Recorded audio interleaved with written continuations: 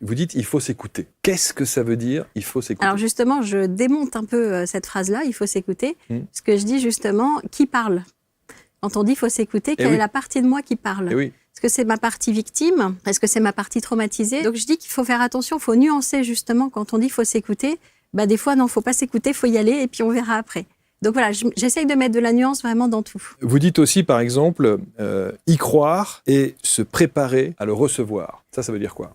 Ça veut dire que, par exemple, j'explique dans le livre, une amie qui a écrit un livre et je lui demande, est-ce que tu as ta robe?